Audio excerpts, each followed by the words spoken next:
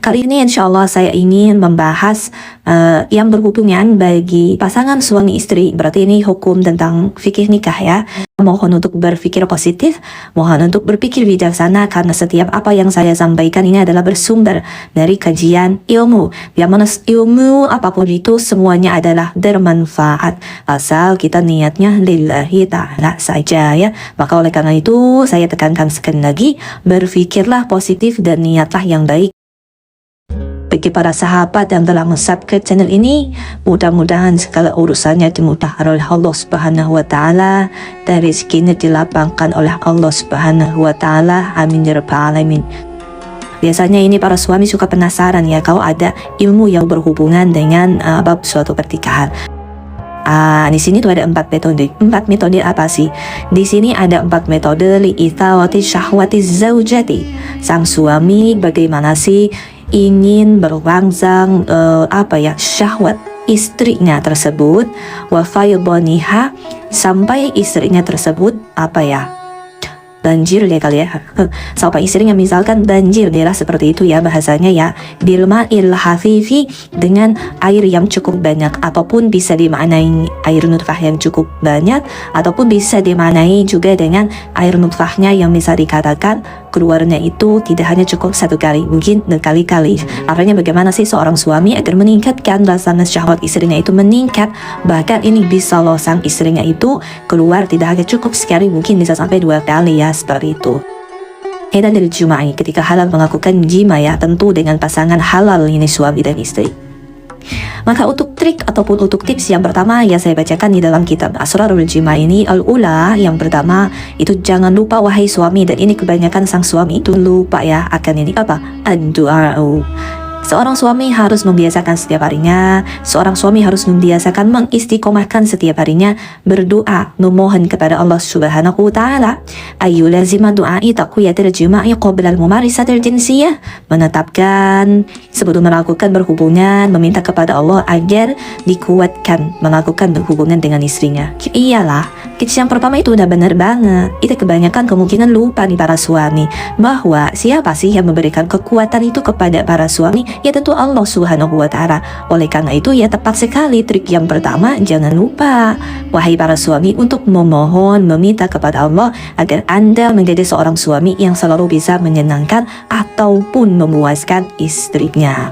Maka di sini ada 2 doa, yang mana 2 doa ini yang cukup salas, yang bisa dikatakan cukup populer lah kalau kurang paham, yaitu Allahumma qawwi dzakari fa inna fihi solahan li ahli.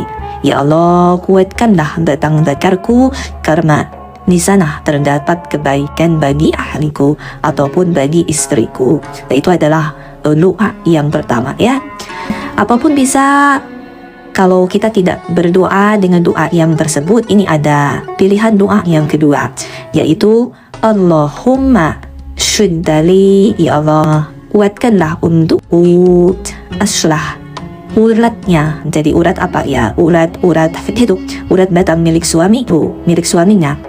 Warfa'ili sudrahu, dan angkatkanlah untukku bagian depan batang penis milik suaminya. Wasahil alayya mudkhalahu, dan mudahkanlah masuknya batang zakar tersebut. Wa mahrajahu, dan juga keluarnya. Warzuqni, dan rizki, dan berilah rizki kepadaku. Ladzatahu, lezat itu apa ya? Kelezatan lah ataupun kenikmatan lah. Wahabli dzurriyyatan shalihatan, dan berikanlah kepadaku keturunan yang saleh. Tuqatilu fi sabilika, yang berperang pada jalanmu. Jadi ini untuk doa yang kedua ya. Kalau misalkan kita tidak membaca doa yang pertama, itu bisa doa yang kedua, Allahumma syiddari aslah warfa'ili sadrahu wasahil alayya mudkhalahu wa mahrajahu warzuqni ladzatahu wa hamli dzurriyyatan shalihatan tuqatilu fi sabilik. Kalau doa yang kedua ini agak panjang ya, sepertinya akan banyak memilih para suami membaca doa yang pertama ya, yang pendek, Allahumma qawwi dzakari fa inna fihi salahan ni'ari. Bisa doa yang itu juga ya. Itu adalah untuk tips ataupun trik yang pertama bagi seorang suami. Untuk trik yang keduanya, untuk tips yang keduanya itu adalah wasaniyatu al-muda'abah. Maka Para suami jangan lupa kepada istrinya harus sebelum melakukan berhubungan, jangan lupa untuk mencunggurain dulu istrinya. Wal mudamasatu dengan saling bersentuhan kulit, wal qublatu jangan lupa mengecup istrinya. Mengecup apa aja yang disenangi istrinya. Wasu'alu. Nah ini.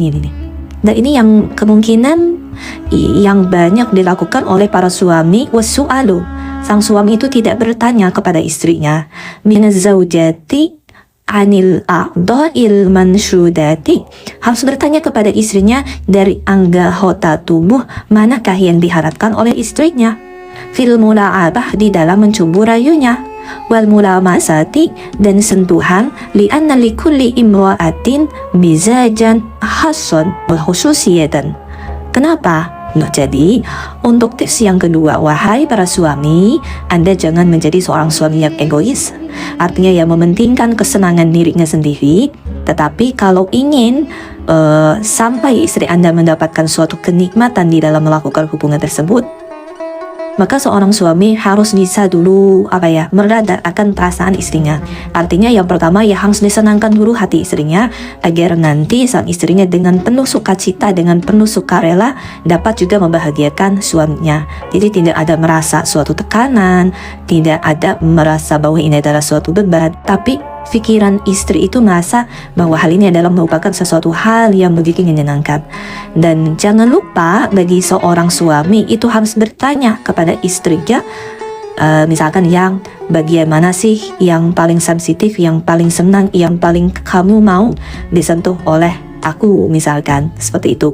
Dan untuk tips yang kedua ini berarti menunjukkan bahwa seorang suami dan istri itu harus ada komunikasi khusus di dalam pembahasan ini. Jadi apakah itu penting? Sangat penting sekali. Jadi kalian sebagai yang sudah berumah tangga, komunikasi itu bukan hanya komunikasi mengenai perihal ekonomi di dalam keuangan rumah tangga saja, bukan hanya saja berkomunikasi misalkan mengenai bagaimana pendidikan anak kita saja kah. Hal ini pun harus sangat dikomunikasikan. Dan ini tuh bisa berubah-ubah. Artinya bisa berubah-ubah itu ya mungkin saja kejiwaan seorang istri ketika awal pengantin itu berbeda. Ketika sudah mempunyai anak satu, awal pengantin itu istrinya tidak terlalu stres, bahagia terus karena belum ada beban dalam hidupnya, tidak ada beban untuk mengurus anaknya.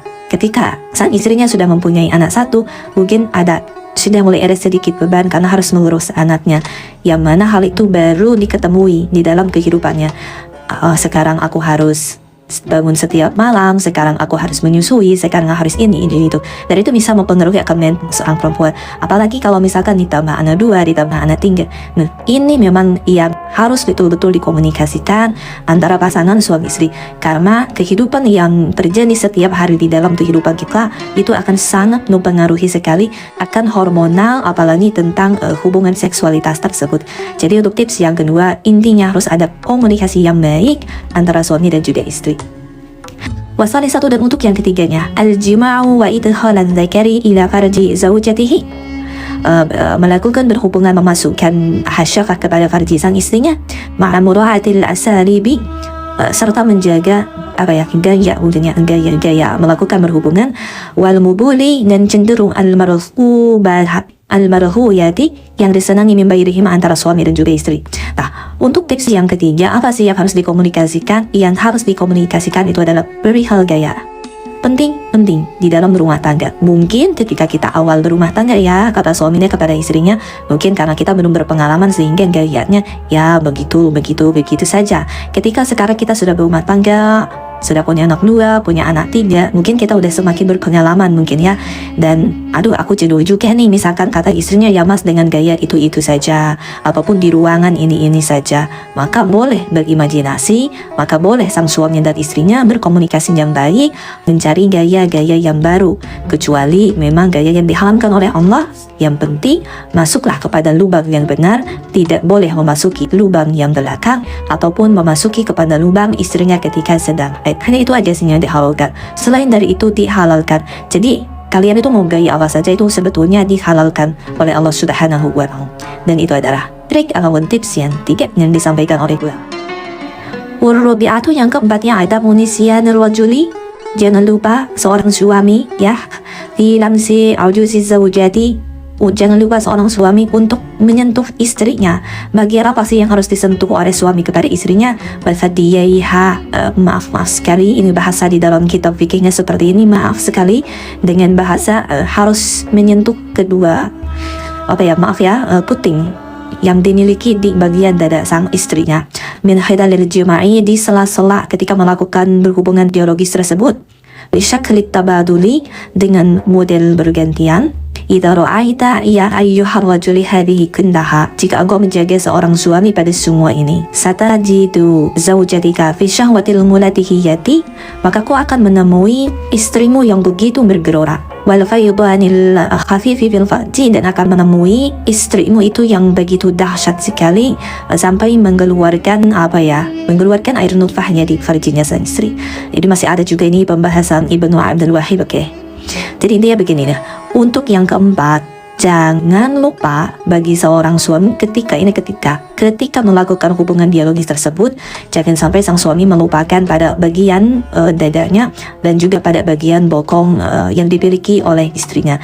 Karena apa? Karena memang maaf banget bahasa di dalam referensi kita, karena di bagian puting yang dimiliki oleh istri tersebut itu sangat besar sekali rangsangannya di sana, karena memang banyak sekali syaraf-syaraf yang tersimpan di sana. Maka itu jika para suami lebih spesifik ketika melakukan berhubungan, ketika gelora sang istrinya sudah meningkat syahwatnya, dimainkan di bagian dada istrinya tersebut, itu akan lebih memudahkan sekali, semakin memuncaknya gairah istrinya. Karena memang di sana Allah menciptakan bagian-bagian syaraf yang cukup besar di sana, yang terkumpul di bagian paradi pada puting ataupun dada, bagian puting dada bagian istrinya, seperti itu ya.